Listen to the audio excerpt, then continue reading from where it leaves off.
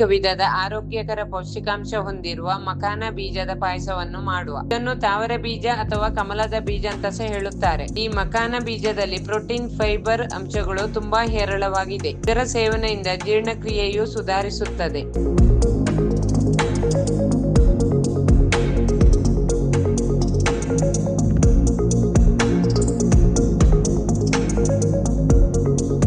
ಮೊದಲಿಗೆ ಮಖಾನ ಬೀಜವನ್ನು ಒಂದು ದಪ್ಪ ತಳದ ಬಾಣಲೆಯಲ್ಲಿ 3 ರಿಂದ 4 ನಿಮಿಷ ಆಗುವಷ್ಟು ಹುರಿದುಕೊಳ್ಳಿ. ಹುರಿದ ಮಖಾನವನ್ನು ಪಕ್ಕಕ್ಕೆ ಇಟ್ಟುಕೊಳ್ಳಿ.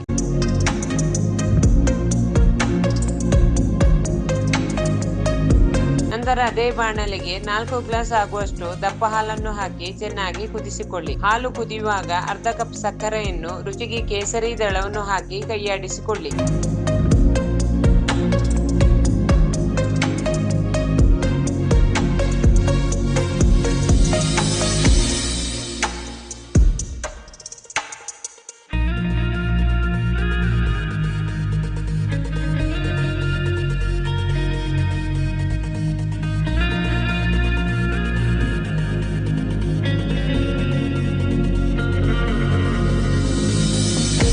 ಹುರಿದಿಟ್ಟಿದ್ದ ಮಕಾನ ಬೀಜದ ಅರ್ಧದಷ್ಟು ಭಾಗವನ್ನು ಮಿಕ್ಸಿ ಜಾರಿಗೆ ಹಾಕಿ ಅದಕ್ಕೆ 5 ರಿಂದ 6 ಗೋಡಂಬಿ, ಬಾದಾಮಿ, ಏಲಕ್ಕಿ, ಗಸಗಸೆಯನ್ನು ಹಾಕಿಕೊಂಡು ಪುಡಿ ಮಾಡಿಕೊಳ್ಳಿ. ಇದು ತುಂಬಾ ನೈಸ್ ಆಗಿ ಪುಡಿ ಮಾಡಿಕೊಳ್ಳುವುದು ಅಗತ್ಯವಿಲ್ಲ.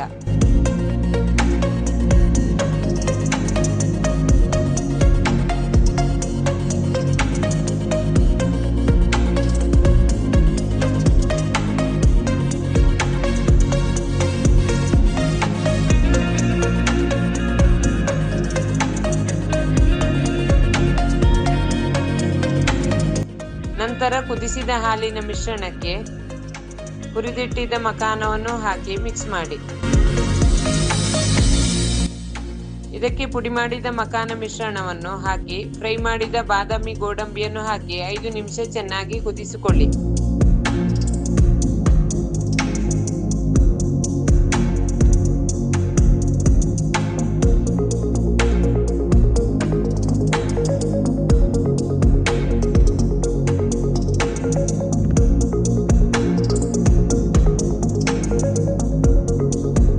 ಪಾಯಸ ದಪ್ಪ ಬರುವಾಗ ಗ್ಯಾಸ್ ಅನ್ನು ಆಫ್ ಮಾಡಿಕೊಳ್ಳಿ.